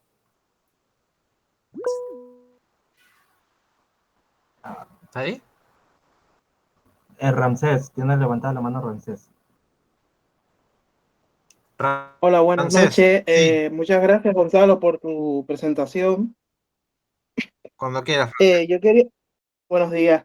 Yo sobre todo me quería detener en la parte de Fenicia por una cuestión historiográfica cercana y sobre todo en el ámbito del que hablas a nivel marítimo, si solamente ese modelo de defensa marítimo solo llevaba exactamente eso, un modelo de defensa de ciudades-estado que se va moviendo a nivel comercial nada más, y no solo como una evolución de incluso del Próximo Oriente a nivel agrícola, a nivel cultural, etc., etc., y junto con Egipto.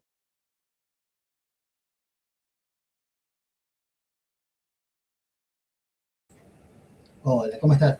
Bien, en el caso de lo que tiene que ver con Fenicia y el desarrollo marítimo, en esa parte, eh, realmente la flota que tenían era muy específica, en su caso, en lo que tiene que ver con la guerra. Principalmente la han desarrollado, que es justamente esa evolución que después toman los griegos, pero que realmente esos tipos de buques que están manejando eran simplemente para protección. Prácticamente era protección de sus rutas marítimas y no llegó a desarrollarse como una flota militar en gran envergadura hasta el desarrollo de lo que es justamente Cartago y ya durante el periodo puro del enfrentamiento contra Roma. Previo a eso, Fenicia y las diferentes ciudades de Fenicia no llegaron a desarrollarla o empujar justamente a un desarrollo imperial. Principalmente porque también durante un cierto periodo se dieron cuenta eh, que no tenía sentido su expansión. Por un lado, porque tenía una competitividad con otras ciudades que lograban mantener un cierto equilibrio, por lo tanto, desarrollar una flota militar y enfrentarte a otras lleva a una competencia que te vería como amenaza. Y por otro lado, también durante toda su existencia, es que desde la caída de lo que fue la Edad del Bronce hasta el surgimiento del resto de los imperios, como el neo-asirio, el persa, el resurgimiento egipcio y demás, se da una cuestión en que entiende que pueden ser absorbidos. A tal punto que esos distintos entendimientos y al tener ya normalizado también una situación en que ellos lograron una expansión y aumento de su riqueza a través del comercio y no una expansión terrestre, sino simplemente colonial, es que su desarrollo marítimo se concentró siempre en lo que es mejorar los barcos para el comercio, mayor transporte y simplemente una flota pequeña especializada para lo que es la protección del comercio frente a lo que es piratas o cualquier otro intento de cualquier otro reino de poder hacer un pequeño frente a esa ruta comercial. Principalmente por un pequeño detalle. ello no es que todo el tiempo, como lo imaginamos ahora, por ejemplo, que todo el tiempo sale un barco comercial y llega a otro puerto, o por ejemplo, nosotros pidiendo por Mercado Libre, que todo el tiempo uno se puede pedir, todo el tiempo por Mercado Libre. Eso no ocurría en esa época, no tenías todo el tiempo, sino que eran periodos estacionales en que se hacía el comercio o la migración de personas. Había ciertos periodos, aproximadamente según algunas coincidencias que dan en el tiempo, según algunos historiadores, es que la navegación, por ejemplo, desde alguna ciudad en lo que es el territorio fenicio del Líbano hasta, por ejemplo, España, tenía una duración aproximada de 3 meses. Una vez que ocurría ese viaje, ya el barco se quedaba ahí hasta el otro periodo del próximo año. ¿Sí? No es que era un comercio constante, rápido, por tanto, eso llevó justamente a que no haya la necesidad de una flota militar para un comercio tan grande, para un enfrentamiento, sino simplemente comercio. Vale, gracias. Y la segunda pregunta es por esos Bien, rumbos. tenemos una pregunta. Ramsés tenía una segunda pregunta, Carlos. Creo que tú tienes el... Perdón, mala mía. No, Seguí. creo que tienes tú el tiempo, como que no te está llegando la señal a tiempo, ¿sabes, Charlie? No sé si pudieras intentar salir y volver a entrar porque me da esa impresión. Bueno, Ramsés, Sí, está continúa. mal. Vale. La segunda pregunta, Gonzalo, iba referida sobre todo a los pueblos del mar y a esa invasión nunca mejor dicho, de Ramsés III, que la defiende y el faraón ataca. Esas referencias a un ataque marino, que posiblemente sean pueblos micénicos por la forma de los cascos y etc., y una serie de hipótesis de historiadores, llevarían a pensar que la caída de esa zona en la Edad del Bronce se debía a una falta de defensa a nivel marítimo o de conocimiento del mar como un modelo, como una forma nueva de ataque. Bien, sí, justamente, en el caso de Egipto sí fue algo realmente sorprendente, ¿sí? Recordemos que, bueno, en el caso marítimo, en el caso de cerca del territorio griegos, o sea, pero no eran los griegos, pero justamente estaba el imperio micénico, el reino micénico. Ellos sí habían desarrollado justamente un desarrollo marítimo importante en Creta, comercial principalmente, y esas técnicas de desembarco y demás sí se habían visto, por ejemplo, ya con la cultura de Creta.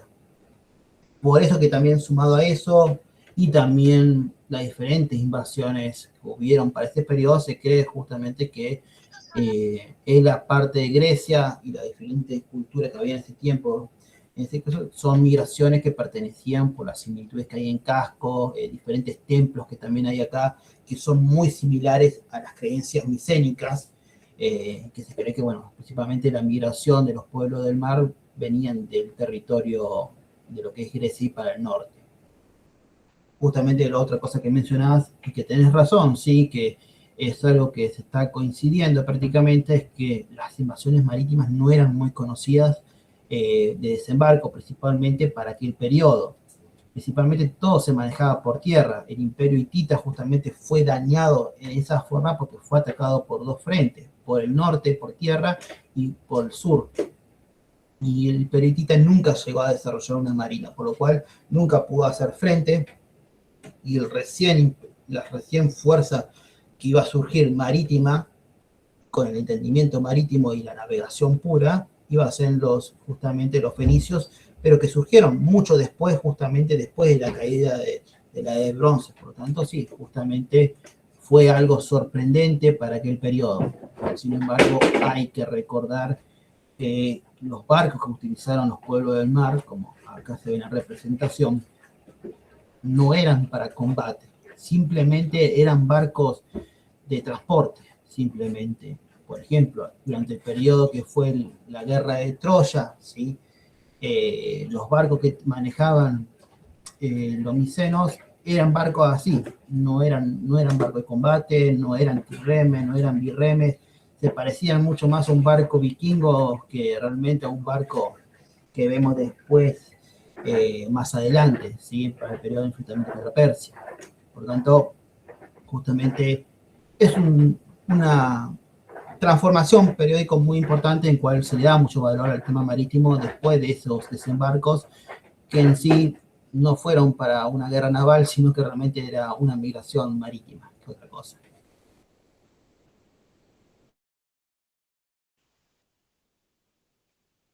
Bueno, creo que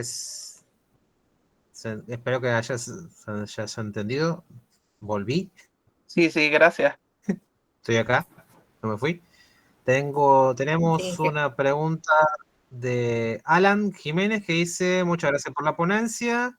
Me llevo mucho todo de lo que compartiste. Tengo una pregunta, más allá de las condiciones geográficas y las decisiones políticas, ¿cómo intervenía o cómo se relacionaba el pensamiento religioso cultural de las Cholajam? No sé si tiene que ver, no sé si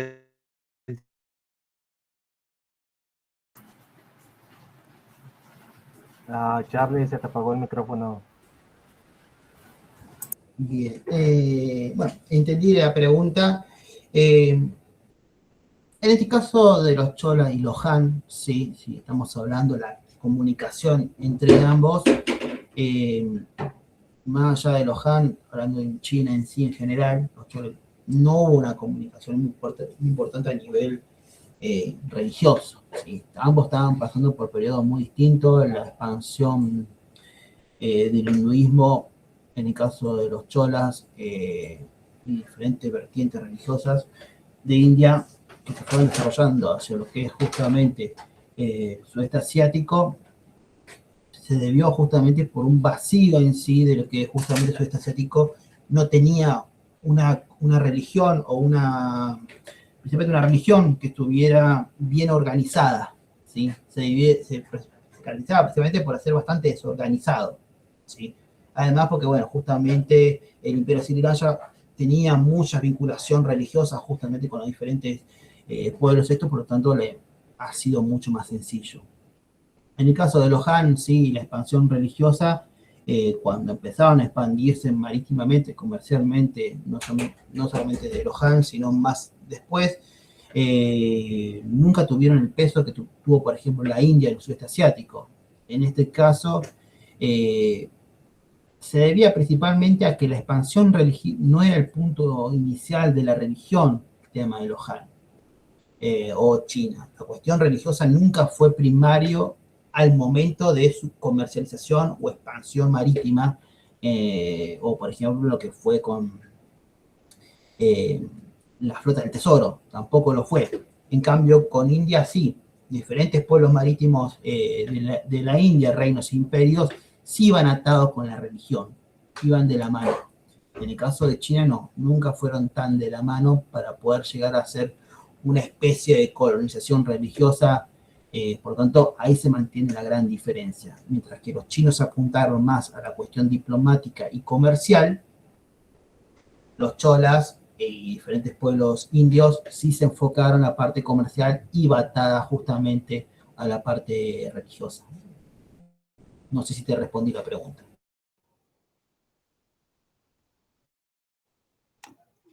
no sé si está el muchacho ahí encima, no sé si me escucha. Tenemos otra pregunta de José Alfredo Morán que dice: ¿los reinos de China como potencia marítima tuvieron algún alcance hacia el Pacífico o el continente americano durante la época de los Tres Reinos, o aún queda muy distante, conociéndose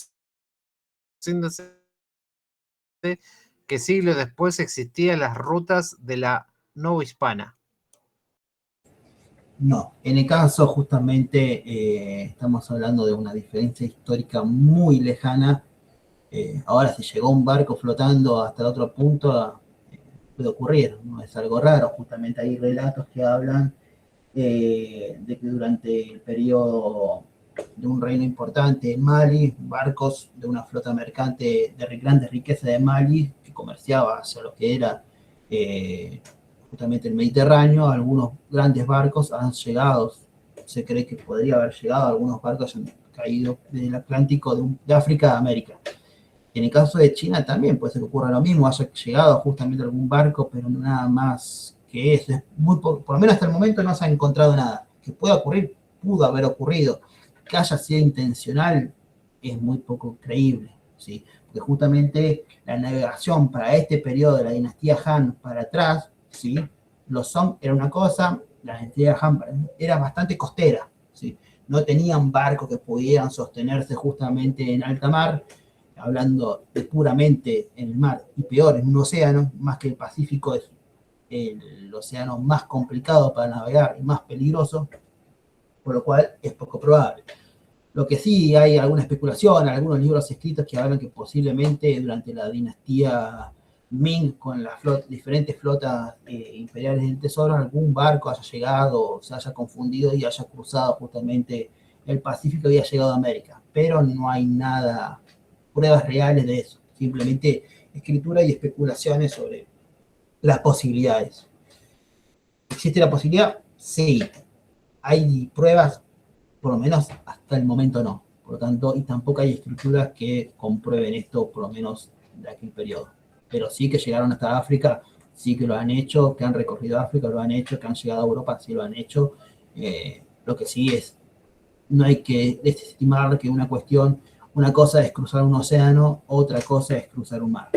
El tipo de oleaje, el tipo de corrientes, el material de los barcos es completamente distinto. Por lo cual, más allá de que no hayan cruzado un océano, sigue siendo igual admirable. Bien, Gonzalo, espero que se haya respondido la pregunta esa. Tenemos otra pregunta de Mónica Isabel, que dice, justo quería preguntar si Chola era la India. En la asistencia veo que entre paréntesis dice India. ¿Es así? ¿Puede ser que el tema marítimo unificara en algunos temas a estos pueblos? ¿Se podría decir que había una red global de comercio entre estos pueblos? Dice Mónica también.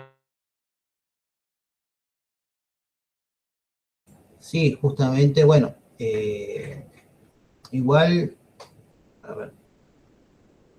Sí, a ver, la red comercial se ha creado, ¿sí? Se ha mantenido durante bastante tiempo. No sé si te referís justamente solamente con lo que sería la India o también con el resto de los imperios, pero la conexión, una vez que se hacía marítima, se mantenía a lo largo de la historia, ¿sí? Por ejemplo, el mapa que está acá en pantalla, ¿sí? Este periodo corresponde ya aproximadamente entre el 500 y el 1000, ¿sí? Y el control que se mantenía, el mantenimiento que se mantenía de esas rutas era constante, no se perdía justamente. Por lo cual, una vez que se lograba la conexión, ya se conocía más o menos las rutas que tomaba. Por supuesto, podía fallar un barco que se perdía, pero ya las rutas se empezaban a conocer, se entendía lo que eran los conocimientos de cómo navegar, qué estrella seguir, los puntos de referencia, ¿sí? Principalmente los fenicios en este caso, ¿sí? Han logrado el mayor desarrollo marítimo en lo que tiene que ver sobre la navegación, tanto por un tema de cómo ellos se manejaban por las estrellas, principalmente que seguían lo que era la Osa Mayor. Después, los puntos de referencia terrestre, como vuelvo a repetir, la mayor navegación que manejaban para este periodo, hasta después del medioevo, hasta un punto más después, ¿sí? Recién en el 1400 aproximadamente, podemos decir que recién a partir de ahí tenemos que ya los barcos animaban a ir principalmente por fuera de la lejanía de la Tierra. Para antes siempre estaban buscando estar bastante cerca de la Tierra porque si no se perdían. Justamente uno de los principales avances y expansión marítima que tuvo justamente, y por la cual razón colonizaron tanto justamente los fenicios, fue por una cuestión para no perderse, ¿sí? Entonces ya mantenían ciudades más o menos cercanas, conocían la ruta, facilitaban la ruta, y de esa manera fue como fue creciendo el comercio internacional, por tema de conocer justamente esos puntos estratégicos más importantes de referencia para mejorar lo que era navegación. Más allá que, por ejemplo, un barco saliera de la India y tuviera que llegar a a Italia, por ejemplo, o a Roma, pasaban siempre por estos puntos que ya habían conocido. Y eso podían reforzarlo con cultura, religión y demás cuestiones. Por lo tanto, siempre el contacto que se hacía a través del comercio, que inició con comercio o el descubrimiento de un punto de referencia, siempre a lo largo del tiempo se fue reforzando. No solamente por puntos comerciales, sino también a nivel cultural se ha reforzado muchísimo. Por eso, principalmente, la conexión que tiene India con el sudeste asiático es tan enorme hasta el día de hoy, porque justamente esa conexión cultural a través del comercio marítimo fue tan grande.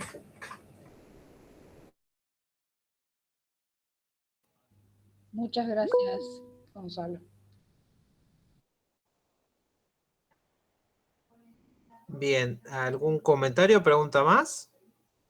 Si no, le agradecemos nuevamente a Gonzalo por la exposición y nos vemos mañana. Saúl. Charlie, tengo la mano levantada. Bueno, gracias Gonzalo por la presentación. Bueno, yo quisiera aportar un dato y quisiera hacerte dos preguntas. Primero el dato. Aunque es teórico el asunto porque no se ha podido hacer examen de campo, hay quien ha dicho que los fenicios son originarios de los tartesos, que parece ser que eran un grupo de lo que actualmente es Sevilla. Y una de las explicaciones de por qué se dio ese colapso de la crisis del mar, al menos teóricamente, es de que como de esta zona se traía plata, pasó un poco lo que el imperio de Mali cuando viajó a la Meca y trajo demasiado oro, que después devaluó todo el sistema de mercado, ¿no? Se dice que después de Troya, justamente esta gente trajo mucha plata y pues causó un colapso en esta parte del mundo antiguo. Pasa la crisis y los que se quedan en la zona del este son los fenicios, y como ellos venían ya de España o de lo que era España actualmente, pues ya conocían todas las rutas de alguna forma para regresar, ¿no? Pero es teórico, o sea, no existe nada comprobado, ¿no? Nomás quería por esa parte. Yo te quería preguntar por los vacíos históricos, Gonzalo. La primera tiene que ver con el reino Chola. ¿Por qué, si es un periodo relativamente reciente en comparación a los otros, de repente es tan difícil reconstruir algo como los barcos o ese tipo de cosas? O sea, a mí me ha fascinado que la India tenga una tradición muy rica en literatura, en artes y en lo que sea, pero de repente parece que una reconstrucción histórica de cada reino es como bien compleja. O sea, ¿qué pasa ahí con el Chola? ¿Por qué es tan difícil su reconstrucción? Esta sería la primera pregunta. No sé si quieres responderla primero antes de ir a la segunda. No te respondo esta y después me decís la otra. Bueno, para esto hay muchas teorías posibles, realmente es difícil de definir. Por un lado, hay una cuestión cultural de la India, ¿sí? La India, gran parte de su historia, no se ha manejado justamente por un pensamiento o un entendimiento del mundo lineal, ¿sí? Eso lleva en sí una complicación histórica de poder recopilar toda esta información, en la cual también los relatos que tienen llegan siempre muy atados a la religión. Por lo tanto, no solamente la religión hinduista, estamos hablando de cientos de religiones que siguen hasta el día de hoy dentro de la India, que es el país con más religiones del mundo, y que principalmente la transmisión no fue tan escrita en el caso de la India. Principalmente hacia el sur de la India, en comparación al norte, la transmisión fue mucho más oral, por lo cual realmente esa mezcla entre que no dejaron nada muy escrito o en gran cantidad, o también la cuestión en que muchos de sus relatos están muy atados a los religiosos, ¿sí? Algo, por ejemplo, que está muy atado, estamos hablando de un periodo Chola que es muy reciente, es, por ejemplo, la derrota justamente de los Chola contra, me olvidé el nombre, justamente contra los reinos que fue quien ellos conquistaron, contra el reino de Pandaya, bueno, contra el reino de Chera, cuando lo conquistaron. Esa batalla tan grande que se desarrolló, de grandes buques desembarcando y demás cuestiones, tiene una confluencia muy importante de relatos místicos. Se habla que que disponían de barcos enormes, de hasta 5 o 6 pisos, que lanzaban fuego, rayos, en lo que se entiende del texto que vos decís, eso no es posible porque no tenían eso. Entonces, y eso que estamos hablando de una fecha muy cercana a nosotros. Entonces, esa es la cuestión con la India. Y por otro lado, es la cuestión de los barcos. Realmente cuesta mucho encontrar barcos en buenas condiciones. Entonces, por ejemplo, un barco de la época de la conquista, del periodo del 1500, del 1600, 1700, actualmente, y eso que es un periodo muy cercano, no se encuentra muy en condiciones. El mejor barco que se encuentra es uno que está en Suecia, que justamente fue un barco que encalló en Suecia y hace muy poco se pudo recuperar. Y ese fue el barco más cercano que tenemos a un buque del periodo. Entonces, más que una cuestión de que los barcos son muy difíciles de recuperar en buenas condiciones y poder reconstruirlos más o menos con el diseño que tenían, se suma a esta gran confluencia de relatos entre lo místico de la religión, histórico que te manejan todo, y también, bueno, que muchos en el sur manejaban principalmente los relatos, tanto de las victorias como de la derrota y todas las cuestiones, principalmente orales, no tan escritas. Entonces, bueno, esa es la gran complicación con la India en comparación a China y el resto del mundo, generalmente. Vale, vale. Bueno, muchas gracias por esa respuesta. Y la segunda, yo creo que es complementario, o sea, lo que tú me estás diciendo ahorita puede responder en parte esto que te voy a preguntar, pero a mí se me hace muy interesante, digo, siempre hay zonas como marginadas del discurso histórico, ¿no? Por hablar del noreste de la India, pero aquí en particular en tus mapas se muestra mucho esta relación comercial que hay con la península arábica, en lo que actualmente es Yemen, Omán, Emiratos Árabes Unidos, Eritrea, Djibouti, Somalia, ¿no? Y bueno, ya en investigaciones de otro tipo también sabemos que Etiopía llegó a tener algunos reinos, pues, no sé si decir gloriosos, pero pues sí bastante decentes, está muy civilizado, ¿no? Eh, Justamente aquí, ¿por qué de repente en los relatos históricos pareciera que estos son zonas entre marginales, entre como que no hubo nada, y sin embargo, o sea, tanto el relato egipcio dicen es que de ahí sacaban el marfil, el oro, esclavos, etcétera, etcétera, pero como que en los relatos pareciera que está de más cuando está dentro de las rutas principales que hay entre varios imperios, ¿no? ¿Crees que se deba a esa parte de que a lo mejor la escritura era un poco más para otros fines y todo era oral, o a qué crees que se deba eso?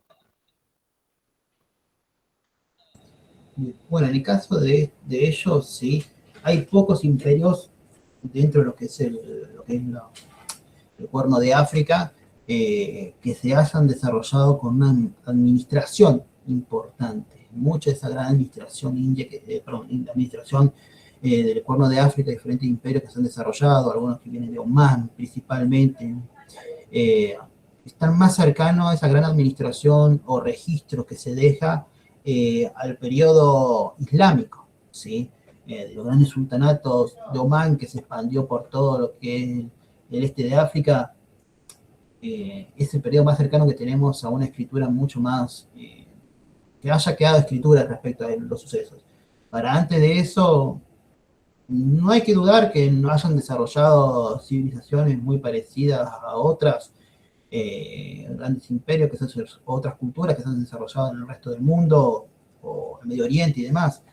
Pero está la cuestión que capaz no llegaron a organizar una administración al punto de poder dejar registro, ¿sí? Simplemente, como pasa con varios durante la larga historia de África, es que simplemente gran parte de los relatos, de las historias que tienen, son orales, no son escritas. Entonces, pero se debe justamente a una cuestión de la situación geográfica, a una cuestión de la necesidad. La necesidad era más enfrentarse a los diferentes pueblos cercanos que tenían a que lograr una administración grande.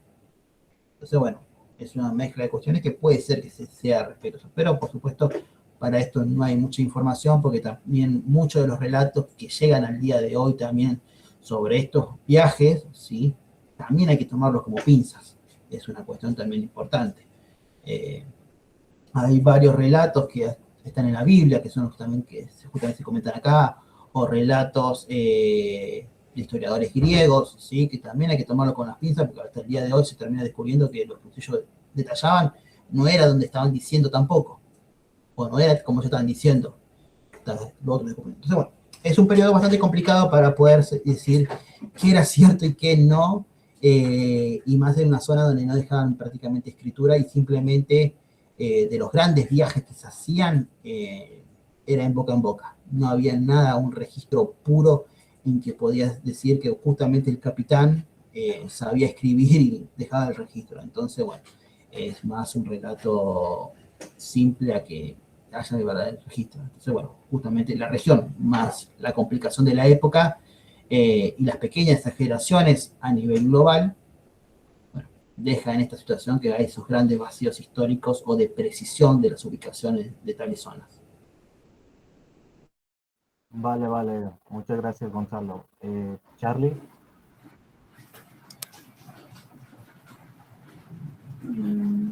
Bueno, si no retomo yo, ahora sí, muchísimas gracias a todos los presentes. Bueno, los esperamos mañana, para quienes estén de este lado del meridiano, diría yo, y si no, a la tarde, para quienes estén en Canarias o en España. Vamos a tener nuestra séptima charla, Historia de la Danza, Evidencias Arqueológicas Tempranas en Asia Occidental y Antiguo Egipto, parte 1, que, bueno, nos la va a proponer Saúl, quien ha estado participando en todas estas charlas, así que estamos muy contentos. Vamos a tener este sábado y el sábado que viene la parte 2, así que muchísimas gracias por participar y los esperamos entonces mañana. Gracias Gonzalo, gracias Charlie, gracias Liwell y bueno, muchas gracias a todos ustedes. Muchas gracias, Candela, muchas gracias a todos por haber participado. Saludos a todos.